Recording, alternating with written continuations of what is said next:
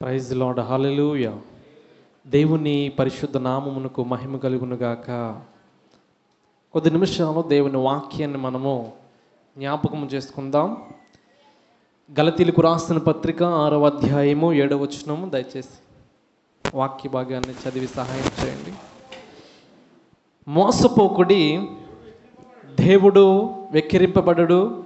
మనుష్యుడు ఏమి విత్తినో ఆ పంటనే కోయను. దేవునికి స్తోత్రం. అపోస్తలుడైన పౌలు గారు గలతీ సంఘానికి చెప్పిన కొన్ని మాటలు బట్టి భక్తుల యొక్క జీవితాన్ని మనం ఆధారము చేసుకుని మనం ఏ విధముగా జీవించాలి, ఏ విధముగా జీవిస్తే మన జీవితము క్రీస్తుకి అంగీకారమో మనము కొద్ది నిమిషాలు దేవుని వాక్యాన్ని మనము జ్ఞాపకము చేసుకుందాం. అపోస్తలుడైన పౌలు గారు గలతీ సంఘానికి మాట చెప్పారు. మనుష్యుడు ఏమి విత్తినో ఆ పంటనే కోయిను. మోసపోకుడి, దేవుడు వెక్కిరించబడని. ఈ ఉదయకాల సమయమందు ఆదికాండము 27వ అధ్యాయము 15వ వచనం నుంచి 19 వచనాలు. మరియు తన జ్యేష్ఠ కుమారుడగు యాషావునకు సొగసైన వస్త్రములు ఇంట తన యొద్ద నుండెను గనుక రెబ్కా వాటిని తీసి తన చిన్న కుమారుడగు యాకోబునకు తొడిగించి ఆ మేకపిల్లతో చర్మములతో అతని చేతులను అతని మెడ మీద నునుపు భాగమును కప్పి తాను సిద్ధపరిచిన రుచిగల భోజనములను రొట్టెను తన కుమారుడగు యాకోబు చేతికియగా అతడు తన తండ్రి యొద్దకు వచ్చి నా తండ్రి అని పిలువగా అతడు ఏమి నా కుమారుడా నీవు ఎవరివని అడిగెను. అందుకు యాకోబు నేను యాషావునను, నీ జ్యేష్ఠ కుమారుడను, నీవు నాతో చెప్పిన ప్రకారము చేసి ఉన్నానని చెప్పాడు. దేవునికి స్తోత్రం. ప్రియ విశ్వాసి, ఈ ఉదయకాల సమయం ముందు యాకోబు గురించి చెప్పవలసి వస్తే అతడు మగసిరగలవాడు అంటుంది పరిశుద్ధ గ్రంథము. అంతేకాదు యాకోబు మనుష్యులతోనూ దేవునితోనూ పోరాడాడు, గెలిచాడు అని దేవుడే యాకోబును ప్రేమించి హెచ్చరించాడు. ఇది పరిశుద్ధ గ్రంథంలో ఉన్న మాటలు, ఇది నిజము. యాకోబు గొప్ప ప్రార్థనా వీరుడు. మరి ఈ ప్రార్థనా వీరుడు నేర్చుకున్న పాఠం ఏంటి అని ఆలోచింప చేస్తే అతనిలో ఒక చిన్న చీకటి కోణం ఉంది. ఏముందమ్మా? ఒక చిన్న చీకటి కోణం ఉంది. ఏమిటి ఆ చిన్న చీకటి కోణము అని ఆలోచింప చేసినట్లయితే యాకోబు తప్పు చేశాడా అని ఆలోచింప చేసినట్లయితే పరిశుద్ధ గ్రంథము చెప్తుంది, అవును, యాకోబు తప్పు చేశాడు. యాకోబు ఎవరిని తప్పు చేశాడంటే, ఏ విధంగా తప్పు చేశాడంటే తన తండ్రిని అన్నని మోసం చేశాడు. యాకోబు తల్లి రెబ్కా అతనికి సలహాలు ఇచ్చి చేతి సాయము చేత కూడా చేసింది. దేవునికి స్తోత్రం. యాకోబు ఏ తప్పు అయితే చేశాడో, యాకోబు యెహోవా దృష్టిలో ఏ విధముగా తప్పు చేశాడు, యాకోబుకు గొప్ప ప్రార్థనా వీరుడని బిరుదుంది. యాకోబు మగసిరిగలవాడు, యాకోబు గొప్ప ప్రార్థనా వీరుడు. అయితే యాకోబులో చిన్న చీకటి కోణం ఏంటని ఈ ఉదయకాల సమయమందు వాక్యములో, ఈ పునరుద్ధాన దినమందు దేవుని ఆరాధనలో మనము జ్ఞాపకము చేసుకున్నట్లయితే ఏ విషయాలైతే యాకోబు తన తండ్రిని తన అన్నని మోసం చేయడానికి ఏ అస్త్రాలైతే ఉపయోగించాడో ఒకసారి చూసినట్లయితే మొదటి అస్త్రం ఏంటి? వస్త్రము. రెండవది ఏంటి? మేకపిల్ల. మూడవది ఏంటంటే మోసపు మాటలు. దేవునికి స్తోత్రం. ఈ 3 ఆయుధాలను కూడా యాకోబు వాడు ఏం చేస్తాడంటే తన అన్నని తన తండ్రిని మోసం చేశాడు. ఆదికాండము 27వ అధ్యాయము 15 నుంచి 19 వచనాలు కూడా ఇప్పుడు చదివి ఉన్నారు కాబట్టి అక్కడ మనకు స్పష్టంగా కనబడుతుంది. ఏ వస్త్రం? మొదటిది ఏంటిది? వస్త్రము. రెండవది మేకపిల్ల. మూడవది ఏంటంటే మోసపు మాటలు. దేవునికి స్తోత్రం. అపోస్తలుడైన పౌలు గారు ఎందుకు గలతీ సంఘానికి ఈ మాటలు తెలియపరచాడంటే మోసపోకుడి. ఏంటది? మోసపోకుడి, దేవుడు వెక్కిరింపబడడు. మనుష్యుడు ఏమి విత్తునో ఆ పంటనే కోసేను. దేవునికి స్తోత్రం. హల్లెలూయా. యాకోబు జీవితంలో చూసినట్లయితే ఏ ఆయుధాలను అస్త్రాలుగా ఉపయోగించి తన తండ్రిని తన అన్నను మోసము చేసి ప్రయాణమే కొనసాగుతున్న సందర్భంలో లాబాను కూడా ఎవరిని మోసం చేశాడు? మామైన లాబాను ఎవరిని మోసం చేశాడు? యాకోబుని మోసం చేశాడు. అంత మాత్రమే కాదు, యాకోబు జీవితంలో ఆలోచింప చేసినట్లయితే ఏ విధముగా అయితే యాకోబు మోసం చేశాడో ఆ విధముగానే తన కుమారులు కూడా యాకోబుని మోసము చేశారు. వాక్యాన్ని చూద్దాం. పరిశుద్ధ గ్రంథములో నుంచి ఆదికాండము 37వ అధ్యాయము 31 నుంచి 33 వరకు. వారు యోసేపు అంగీలను తీసుకుని ఒక మేకపిల్లను చంపి దాని రక్తములో ఆ అంగీని ముంచి ఆ విచిత్రమైన నిలువుటంగీని పంపగా,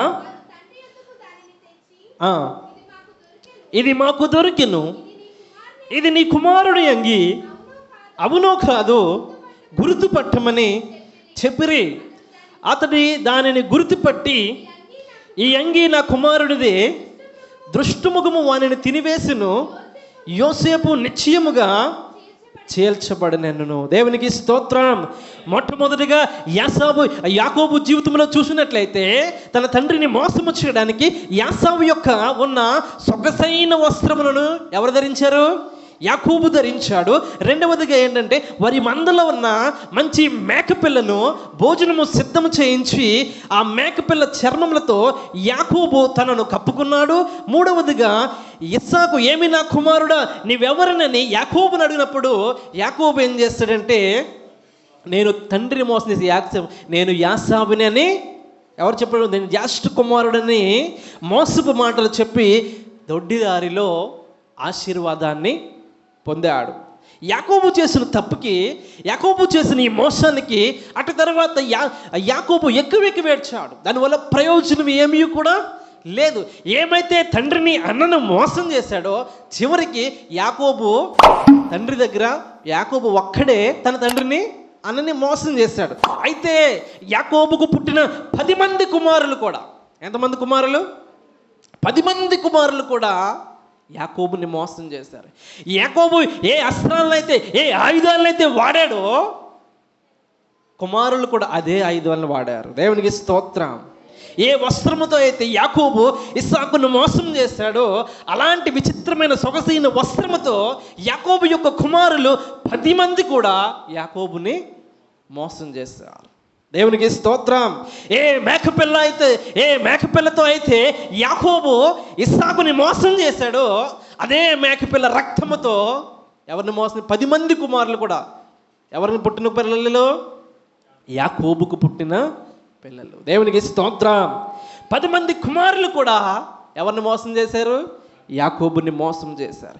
ఏ విధముగా అయితే ఒక మోసపు మాటతో యాకోబు ఇస్సాకుని మోసం చేశాడో అలాగే ఆ ఒక్క మోసపు మాటలతోనే యాకోబు యొక్క 10 మంది కుమారులు కూడా యాకోబుని ఏం చేశారు? మోసం చేశారు. దేవునికి స్తోత్రం. దేవుడు అన్ని వేళల న్యాయవంతుడు. యాకోబు ఒక్కడిగా వెళ్ళి ఇస్సాకుని మోసం చేస్తే యాకోబు యొక్క 10 మంది కుమారులు కూడా ఒకేసారి వచ్చి యాకోబుని మోసం చేశారు. గొప్ప మనోవేదనను యాకోబుకి బహుమతిగా ఇచ్చారు. మళ్ళీ ఏసేపును యాకోబు చూసేంత వరకు కూడా యాకోబు తన కుమారుడిని ఏసేపుని బట్టి అనుదినము కూడా ఏం చేసేవాడు? రోధిస్తానే ఉండేవాడు. దేవునికి స్తోత్రం. ఆ సమయంలో యాకోబు తను చేసిన పని ఖచ్చితంగా గుర్తి వచ్చు. ఎప్పుడైతే ఏసేపుని ఐగుప్తు ప్రాంతంలో చూశాడో, నేను ఏ విధముగా అయితే నా తండ్రిని మోసం చేశానో, నేను ఏ విధముగా అయితే నా తండ్రిని మోసపరిచాను, మోసపు మాటలు చెప్పాను, ఏ వస్త్రముతో అయితే ఏ మేకపిల్లతో అయితే నేను ఆయుధాలుగా వాడుకున్నానో వాటి ద్వారానే నేను కూడా ఏమైపోయాను? మోసపోయాను. నా ప్రియ సహోదరులారా గమనించండి. నేడు ఈ లోకంలో మనము మోసం ఎక్కువ ప్రబలపోతుంది. అంత చుట్టూ చూసిన అంత మోసముతో నిండిపోతుంది. మనం ఏం చేయాలి చెప్పాలి. ప్రతి దానిలో కూడా మోసం కనబడుతుంది, ప్రతి విషయంలో కూడా చూసినట్లయితే కల్తీ కనబడుతుంది. ఈ మాయ లోకంలో మనం ఏం చేయాలంటే ఆ పాపము జోలికి మనకు వెళ్ళకుండా, ఆ మోసపు జోలికి మనం వెళ్ళకుండా జాగ్రత్తగా ఉండాలి.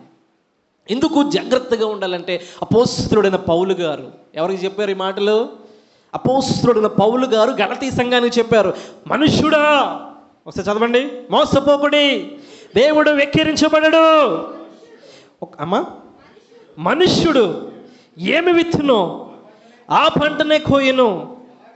ఎలాగనగా తన శరీరేచ్ఛలను బట్టి విత్తువాడు శరీరము నుండి క్షయముకు పంట కోయును. దేవునికి స్తోత్రం. జీవించే జీవితంలో చూసినట్లయితే యాకోబు విషయంలో మనుషుడు ఏమి విత్తునో ఆ పంట కోసాడు. ఏ ఆయుధాలని, అస్త్రాలను ఉపయోగించి తన తండ్రిని మోసం చేశాడు. తన సొంత కుమారులు, ఎవరో బయట వారు కాదు, ఇరుగువారు కాదు, పొరుగువారు కాదు, సొంత కుమారులు 10 మంది కుమారులు కూడా ఏ అస్త్రాలను ఉపయోగించి, ఏ ఆయుధాలను ఉపయోగించి మోసం చేశాడు. ఎవరిని? యాకోబు ఎవరిని మోసం చేశాడు? కన్న తండ్రిని. ఇస్సాకు సొంత తోబుట్టువునైనా ఇస్సాకు యొక్క కుమారుడు యొక్క యాసావుని, ఇస్సాకుని మోసం చేశాడు. యాకోబుని, ఎవరిని? యాసావుని కూడా మోసం చేశాడు. ఏ ఆయుధాలు ఉపయోగించి మోసం చేశాడో అదే ఆయుధాలతో కుమారుల చేత మోసపోవలసి వచ్చింది. దేవునికి స్తోత్రం, హల్లెలూయా. అంతటి చీకటి కోణము తన జీవితంలో జరిగింది. దేవుడు ఆశీర్వదింపజేశాడు. మొగసిరి గలవాడు ప్రార్థన చేసి దేవుడు విజయాన్ని ఇచ్చాడు. శ్రమ అనుభవించక తప్పలేదు, మోసానికి శిక్ష అనుభవించక మానలేదు. దేవునికి స్తోత్రం, హల్లెలూయా. దేవుని వాక్యము సెలవిచ్చింది, మోసపోకుడి, దేవుడు వెక్కిరించబడడు. ఏ పంటదే కోస్తామో, నీతి అనే పంటకు వస్తే మన నీతిని అనుభవిస్తాం. మోసం అనే పంటకు వస్తే మన మోసాన్ని తిరిగి మనం అనుభవించవలసిన స్థితిలోనికి మనకు వస్తుంది. అనుకుంటాం మనము చేసామో తప్పిదమే కదా, అయిపోయింది కదా అనుకుంటే, తర్వాత నేను క్షమించబడ్డాను కదా అనుకుంటే తన జీవితంలో అనుభవించవలసిగా మానలేదు. దేవునికి స్తోత్రం. యాకోబు ఎలాగా ఏమి విత్తాడో అదే ఆ పంటే కోసాడు. పరిశుద్ధ గ్రంథంలో మత్తయి సువార్త 7వ అధ్యాయం 2వ వచనం చూడండి. మత్తయి సువార్త 7వ అధ్యాయం 2వ వచనం.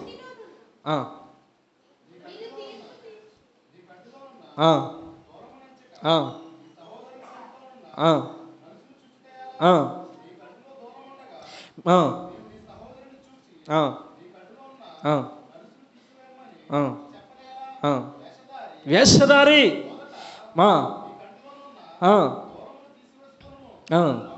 అప్పుడు మీ సహోదరులు ఉన్న కంటిలో ఉన్న నలుసును తీసివేయుటకు మీకు తేటగా కనబడును. మీరు కొలిచిన కొలత చొప్పునే మీకును కొలవబడినని కింద వచనాల్లో కనబడతారు. ఏంటన్నా? మీరు కొలుచు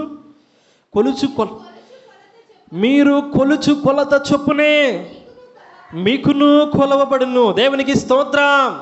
మనము జీవించే జీవితాన్ని బట్టే మనకి ప్రతిఫలం లభిస్తుంది అన్న విషయాన్ని మనం మరవకూడదు. మనం ఏ విధముగా జీవిస్తామో ఆ జీవించే జీవితాన్ని బట్టే మనకి మన భక్తి జీవితంలో కానీ మానవ జీవితంలో మనం జీవిస్తుండగా మనం ఏ పని అయితే చేస్తామో ఆ పనిని బట్టే మనకు తీర్పు వస్తుంది. దేవునికి స్తోత్రం. అందుకే మీరు కొలత చొప్పునే మీరును కూడా కొలవబడునని పరిశుద్ధ గ్రంథము తేటగా రాయబడ్డది. ఎందుకు ఈ మాటలు రాయబడ్డదంటే తన గలతీ రాసిన పత్రిక 6వ అధ్యాయం 8వ వచనము, తన శరీరేచ్ఛలను బట్టి విత్తువాడు తన శరీరమునకు క్షయమును పంట కోయును. దేవునికి స్తోత్రం. భక్తుడైన దావీదు గురించి చూసినట్లయితే దావీదుకి దేవుడు ఏ బిరుదు ఇచ్చాడు చెప్పాలి, స్త్రీల్లో కూడా చెప్పాలి. ఏమని? నా హృదయానుసారుడు అన్నాడు. దావీదుకు దేవుడు ఏ విధముగా తోడై ఉన్నాడు. దావీదులో కూడా ఒక చీకటి కోణం ఉంది. దేవునికి స్తోత్రం. ఏదో మహారాజు ఒక అత్యున్నత స్థానంలోనికి, ఒక ప్రత్యేకమైన మహారాజుగా చేసిన తర్వాత యుద్ధ ప్రావీణ్యము జరుగుతున్నప్పుడు ఇతడు ఏమి చేయాలి?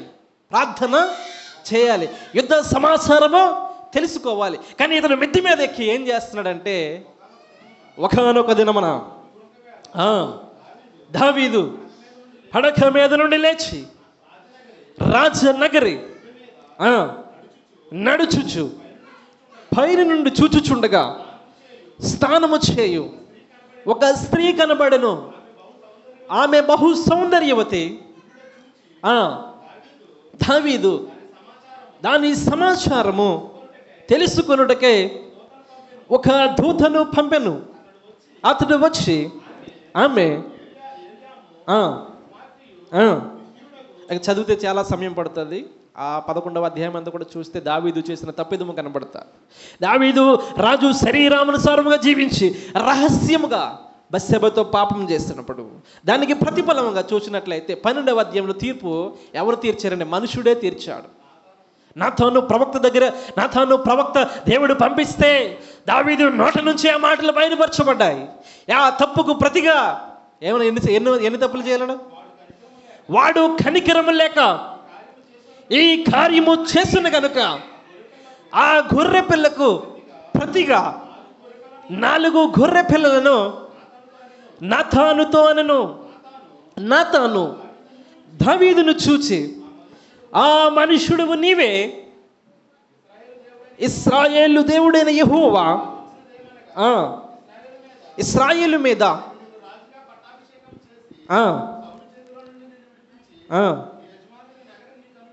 నీ యజమాను యొక్క నగరుని నీకు అనుగ్రహించి, నీ యజమానుని ఇశ్రాయేలు వారి మీద యూదా వారిని ఇది చాలదనుకుంటే నీవు అనుకుని ఎడల నేను మరి ఎక్కువగా నీకు ఇచ్చి ఉందును. దేవునికి స్తోత్రం. ఈ 12వ అధ్యాయము 11వ అధ్యాయంలో 2వ సమూయేలు గ్రంథము 11వ అధ్యాయంలో దావీదు చేసిన పాపము కనబడుతుంది. 12వ అధ్యాయంలో చూసినట్లయితే దావీదే తీర్పు పొంది తన శ్రమలో కొని తెచ్చుకున్న సందర్భము కనబడుతుంది. ఎందుకు ఇంత దావీదు నా హృదయానుసారుడని ఎవరు బిరుదిచ్చారంటే మనుషులు ఇవ్వాల, దేవుడే బిరుదిచ్చాడు. అయితే శరీరేచ్ఛలో పడిపోయాడు. దేవునికి స్తోత్రం. అందుకే దేవుని వాక్యం అపోస్తలుడైన పౌలు గారు గలతీ సంఘానికి మాటలు చెప్పాడు. తన శరీరేచ్ఛలను బట్టి విత్తువాడు శరీరము నుండి క్షయమును పంట కోయను. దేవునికి స్తోత్రం. మోసపోకుడి దేవుడు ఎక్కిరించబడు. మనుషుడు ఏ పంట అయితే కోస్తాడో ఆ పంటే కోయను. యాకోబు జీవితంలో ఏ పంట అయితే కోసాడో, యాకోబు జీవితంలో ఎవరు అన్నని తండ్రిని ఏ విధముగా మోసము చేశాడు, ఏ ఆయుధాలనైతే ఉపయోగించాడో అదే ఆయుధాలతో యాకోబు అయితే ఒక్కడే మోసం చేశాడు. యాకోబుకు పుట్టిన 10 మంది కుమారులు కూడా యాకోబునే మోసము చేశారు.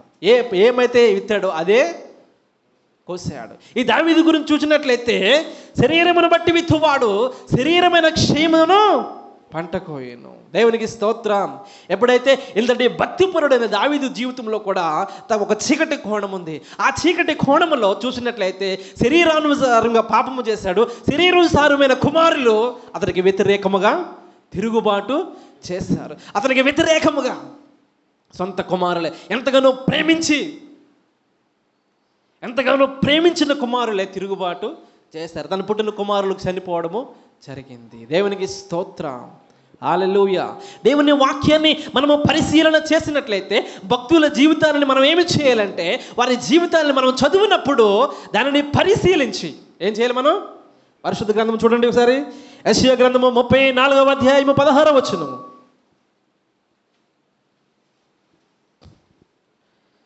యెషయా గ్రంథము 34వ అధ్యాయం 16వ వచనం. యెహోవా గ్రంథమును పరిశీలించి చదువుకొనుడి. దేవునికి స్తోత్రం. దేవుని వాక్యము చదివిస్తుంది. దేవుని పరిశుద్ధ గ్రంథాన్ని మనము పరిశీలించి చదువుకోవాలి. ఎందుకు పరిశీలించి చదువుకోవాలంటే భక్తుల జీవితాన్ని మనం ఆధారము చేసుకుని వారు ఏ పంట అయితే కోసారో, ఏ పాపం అయితే చేశారో ఆ పాపము ద్వారా శిక్ష అనుభవించారు. ఏమైతే విత్తారో, ఏ పాపం అయితే చేశారో ఆ పాపాన్ని వారు అనుభవించారు. దేవునికి స్తోత్రం. ఏమి విత్తాడో అదే కోసాడు. మోసపోబడి దేవుడు ఎక్కిరించబడ్డాడు. మనం ఎవరికి మన ప్రాధాన్యత ఇవ్వాలంటే దేవునికి మాత్రమే ప్రాధాన్యత ఇవ్వాలి. దైవజనుడు చెప్పుచున్న మాటలు పరిశుద్ధ గ్రంథంలో ఉన్నవా లేవా అని మనం ఒకసారి పరిశీలన చేసుకోవాలి. ఉంటే వాక్యానుసారంగా మనము జీవించాలి. ఎందుకు? దావీదు మంచిని చూపించి చెడును మానేయచ్చు కదా. చెడును మానేస్తే దేవుడు క్షమించేసి ఉంటే అందరూ కూడా మానవ లోకంలో అందరూ కూడా ఏం చేసేవారు? పాపం చేస్తే దేవుడు క్షమించేస్తాడు కాబట్టి ఎన్నిసార్లు చేసినా తప్పు లేదులే అన్న స్వభావం మానవ జీవితం మనలోనికి వచ్చేస్తుంది. యాకోబు చేసిన కన్నీటి ప్రార్థన, దావీదు చేసిన కన్నీటి ప్రార్థన 6వ అధ్యాయంలో తన పరుపు తేలిపోయింది. మనం 2 కన్నీటిలు బొట్టు కాటితేనే మనం ఏం చేస్తాం? ఎంతో వేదన చెందామని అనుకున్నాం. యాకోబు శిక్ష చూసినట్లయితే యోసేపు మరలా దొరికేంత వరకు కూడా, యోసేపు మరలా కనిపించేంత వరకు కూడా అనుదినము కూడా రోజించి ఏడ్చాడు. దేవునికి స్తోత్రం, హల్లెలూయా. మోసపోకుడి దేవుడు ఎక్కిరించబడు. మనము జీవించే జీవితాన్ని బట్టే మనము ప్రతిఫలాన్ని మనము పొందుకుంటాం. శరీరానుసారముగా తప్పు చేశాడు, శరీరానుసారముగా శిక్షను అనుభవించాడు. దేవునికి స్తోత్రం, హల్లెలూయా. మన జీవించే జీవితాన్ని బట్టే మనకు ప్రతిఫలము కనిపిస్తుంది అన్న విషయాన్ని మనం మర్చిపోకూడదు. శరీరానుసారంగా జీవించి నిత్య నరకములోనికి పడకుండా మనం ఏం చేయాలి అంటే ఆత్మానుసారముగా జీవించి శాశ్వతమైన రాజ్యము కొరకు దేవుని నిత్య రాజ్య ప్రవేశానికి అర్హత సాధించే వారముగా మనం ఎలా ఉండాలి అంటే పరిశుద్ధముగా జీవించాలి. ఎవరు పరిశుద్ధముగా జీవించారు, ఎవరు పరిశుద్ధముగా దేవునికి అంగీకారముగా ఉన్నారంటే యోసేపు చరిత్ర చూడాలి. దేవునికి స్తోత్రం, హల్లెలూయా. యోసేపు గురించి మనము ఆలోచింప చేసినట్లయితే యోసేపు ఏ విధముగా జీవించాడు? యోసేపు జీవితంలో ధనాశ వచ్చింది, ధనము వచ్చింది, శ్రమ అనుభవించాడు, కష్టము అనుభవించాడు, అన్నిటినీ ఓర్చుకున్నాను, అన్నిటి యందు దేవుని యందు నమ్మకంగా జీవించాడు. పాపమునకు అవకాశం వచ్చింది, పాపము జోలికి వెళ్లకుండా పారిపోయాడు. మరలా చెరసాలలో వేయబడ్డాడు, మరలా కళ ద్వారా రాజు దగ్గరికి వచ్చాడు, మరలా పట్టాభిషేకం వచ్చింది, మరలా ఆ యొక్క కృపను పొందుకున్నాడు, అధికారంలో జీవించాడు. అధికార స్వేచ్ఛ ఉపయోగించుకుని పాపములోనికి వెళ్ళలా. మొట్టమొదటిగా ఏ విధముగా ఎంత పరిశుద్ధముగా ఉన్నాడో మరణము వరకు కూడా అంతే పరిశుద్ధముగా ఉన్న భక్తుడుగా యోసేపు మనకు కనబడుతున్నాడు. దేవునికి స్తోత్రం. ఒకటి చూడండి, 6వ అధ్యాయం, గలతీయులకు రాసిన పత్రిక 6వ అధ్యాయము 8వ వచనము.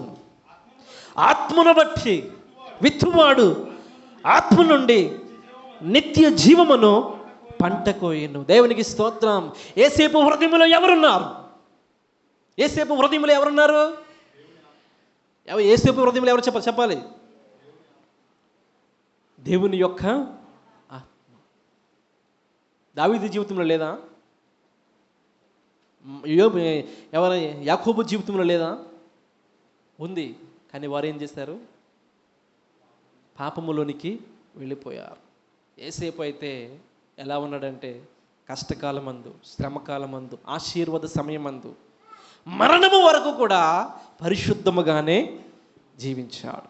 మరణము వరకు కూడా నమ్మకముగానే ఉన్నాడు. ఆత్మానుసారం, ఆత్మను బట్టి విత్తువాడు ఆత్మ నుండి నిత్య జీవన పంట కోయను. శ్రమ కష్టాలు అన్నీ అనుభవించాడు, అయినా దేవుణ్ణి విడిచిపెట్టలా. మరలా ఒక ప్రత్యేకమైన స్థానంలోనికి వచ్చాడు.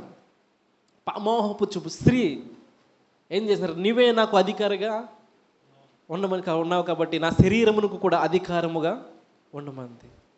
మరలా పారిపోయాడు.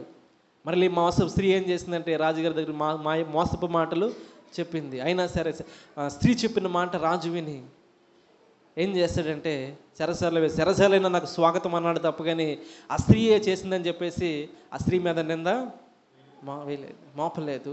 తను చేసిన తప్పు ఈ విధంగా చేసిందని చెప్పలేదు. అనుభవించాడు. అనుభవించడానికి గల కారణం ఏంటంటే తన హృదయంలో ఎవరున్నారు? దేవుడు ఉన్నాడు, దేవుని ఆత్మ ఉంది. పరిశుద్ధాత్మ నీ హృదయంలో నీకు ఉండాలంటే అపవిత్రతకు చోటు నీవు ఇవ్వకూడదు. అపవిత్రత ఎప్పుడూ కూడా మన పక్కనే ఉంటుంది. మనకేం చేస్తుంది? అవకాశాలను కల్పిస్తూ ఉంటుంది. ఆ అవకాశాన్ని మనము ఉపయోగించుకునేకూడదు. దేవునికి స్తోత్రం. పరిశుద్ధముగా జీవించడానికి మాత్రమే మన హృదయంలో పరిశుద్ధత కనబడాలి. ఎందుకనంటే ప్రతి దానికి కూడా మనుషుడు ఏమి విత్తినో అని దేవుని వాక్యం చూడండి ఒకసారి. మొట్టమొదటి 6వ అధ్యాయం 7వ వచనం చూడండి. మోసపోకుడి, దేవుడు ఎక్కిరించబడడు. మనుష్యుడు ఏమి విత్తినో ఆ పంటనే కోయిను. యాలగనగా తన శరీరేచ్ఛలను బట్టి విత్తువాడు తన శరీరము నుండి క్షయమందును పంట కోయిను.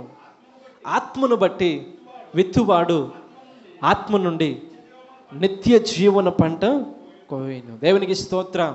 ఈ 3 సారాంశాలకు కూడా 3 భక్తులు మనకు కనబడుచున్నారు. యాకోబు జీవితము, ఎవరిని? తండ్రిని అన్నని మోసం చేశాడు, చివరికి తన 10 మంది కుమారుల చేత మోసపోయాడు. దావీదు జీవితము, శరీరానుసారముగా పాపము చేశాడు, శరీరేచ్ఛముగా పాపము చేశాడు. శరీరేచ్ఛ పాపము ద్వారా, శరీరము ద్వారా పుట్టిన కుమారుల ద్వారా తన శ్రమను అనుభవించాడు. శరీరస్థముగా ద్వారా పుట్టిన కుమారులందరూ చనిపోవడం ప్రారంభించాడు. మరలా యెహోవా సన్నిధికి వెళ్ళి పరుపు తేలేంత కన్నీరు కారిస్తే దేవుడు చిన్న చిగురుని అవకాశం ఇచ్చాడు.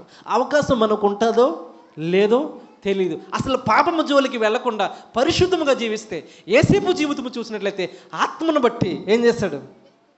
విత్తువాడు నిత్య జీవమును అనే పంట కోసాడు. శ్రమ వచ్చింది, అనుభవించాడు. యాకోబుకి శ్రమ వచ్చింది, దావీదుకు శ్రమ వచ్చింది, యేసేపుకి శ్రమ వచ్చింది. యాకోబు ఆశీర్వదించబడ్డాడు, దావీదు ఆశీర్వదించబడ్డాడు, యేసేపు ఆశీర్వదించబడ్డాడు. దేవునికి స్తోత్రం.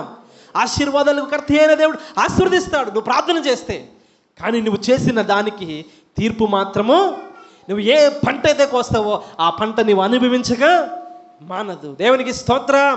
ప్రార్థన చేస్తే ఆయన కరుణావాశీలము గల దేవుడు, నీకు సహాయము చేస్తాడు. కానీ నువ్వు చేసిన పాపమునకు శిక్ష అనుభవించక మానదు. దేవునికి స్తోత్రం. హల్లెలూయా. మరి జీవించే జీవితాన్ని బట్టే నువ్వు పరిశుద్ధముగా జీవిస్తావా, పరిశుద్ధమైన పంటకు వస్తావు, నిత్య జీవాన్ని పొందుకుంటావు. శరీరానుసారానికి శరీర ఆశలకు లోబడిపోయి శరీరానుసారంగా శరీరేచ్ఛముగా జీవిస్తే నీ కుమారుల చేత, నీ కుమార్తె చేత ఆ పంటను నువ్వు అనుభవించక ఏ తప్పైతే చేసావో ఆ తప్పుకు నీకు సరైన గుణపాఠము దేవుడు నీకు అనుగ్రహిస్తాడు. యాకోబు తండ్రిని అన్నని మోసం చేశాడు, చివరికి 10 మంది కుమారుల చేత మోసపోయాడు. దేవునికి స్తోత్రం. అందుకే పరిశుద్ధ గ్రంథాన్ని మనం ఏం చేయాలంటే జాగ్రత్తగా పరిశీలించి, మనం ఏం చేయాలి? పరిశీలించి, యెషయా గ్రంథం 34:16 పరిశుద్ధ యెహోవా గ్రంథమును పరిశీలించి చదువుకొనుడి. దేవునికి స్తోత్రం. తర్వాత మరి దేవునికి స్తోత్రం. యెహోవా గ్రంథమును పరిశీలించి చదువుకోవాలి. ఎందుకు పరిశీలించి చదువుకోవాలంటే దైవజనుడు చెప్పుచున్న మాటలు ఈ గ్రంథములో ఉన్నవో లేవో అని పరిశీలించాలి. బెరయా సంఘము చూసినట్లయితే ఆ అపోస్తలుడైన పౌలు గారు చెప్పుచున్న మాటలు ఉన్నాయా లేవా అని చెప్పి వారు పరిశీలించి చదువుకున్నారంట.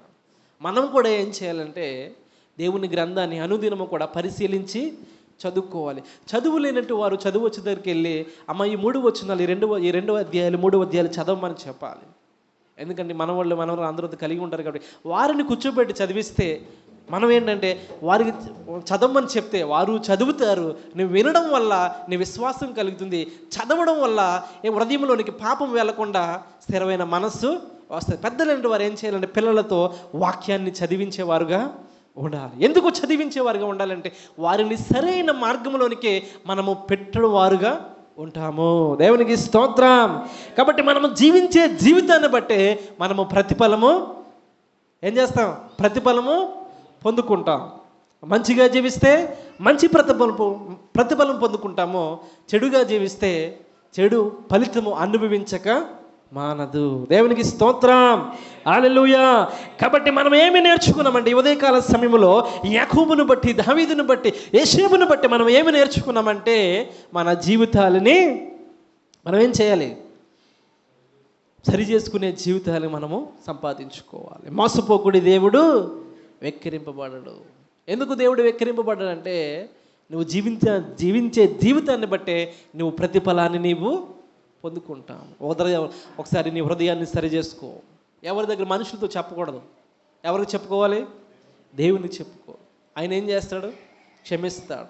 దావీదును క్షమించిన దేవుడు మనల్ని క్షమిస్తాడా అంటే అంత కన్నీరు కార్చలేము, అంత ప్రార్థన చేయలేము. కాబట్టి మనం ఏం చేయాలంటే అసలు ఆ పాపము జోలికి వెళ్లకుండా మనం ఉండడానికి మన హృదయంలో ఏముండాలి? మన హృదయంలో ఏముండాలి? దేవుని వాక్యము ఉండాలి. ఎప్పుడైతే మన హృదయంలో దేవుని వాక్యం ఉంటుందో, హృదయంలో దేవుని వాక్యం ఉంటే పరిశుద్ధత మన హృదయంలోనికి, పరిశుద్ధత అప్పుడు ఎక్కడికి వస్తుంది? వాక్యం అంటే ఏంటి? దేవుడు మన హృదయంలో ఉంటే మనము పాపము జోలికి వెళతామా? మనం పాపము జోలికి వెళ్లకుండా ఉంటే, మనం పరిశుద్ధంగా జీవిస్తే పరిశుద్ధంగా జీవితాన్ని మరణము వరకు కూడా నమ్మకంగా ఉంటే నిత్య జీవాన్ని మనము సంపాదించుకుంటాం. అందుకే కదా ఆత్మను బట్టి విత్తువాడు ఆత్మ నుండి నిత్య జీవం అనే పంట కోయను. మరణము వరకు కూడా మనం నమ్మకముగా ఉంటే నిత్య జీవం అనే పంట మనకు వస్తుంది. పరిశుద్ధ గ్రంథమును చూసినట్లయితే పరలోక రాజ్యములో మనకి దేవుడు అవకాశాన్ని ఇస్తాడు. మన జీవితాన్ని ఇప్పుడైనా సరి చేసుకుందాం. మనము మేలు చేయటు యందు విసుగుకు ఉందాము. మనం అలయక మేలు చేద్దాము, కానీ తగిన కాలమందు మనము పంట కోస్తాము. దేవునికి స్తోత్రం, హల్లెలూయా. కాబట్టి అటువంటి వారుగా ఉందాము. మనం జీవించే జీవితాన్ని పాపమునకు అలాగే మోసమునకు అవకాశం ఇవ్వకుండా పరిశుద్ధతకు అవకాశం ఇచ్చి పరిశుద్ధముగా జీవించి నిత్య జీవాన్ని సంపాదించుకోవాలని ఈ వాక్యము దేవుడు దీవించునుగాక.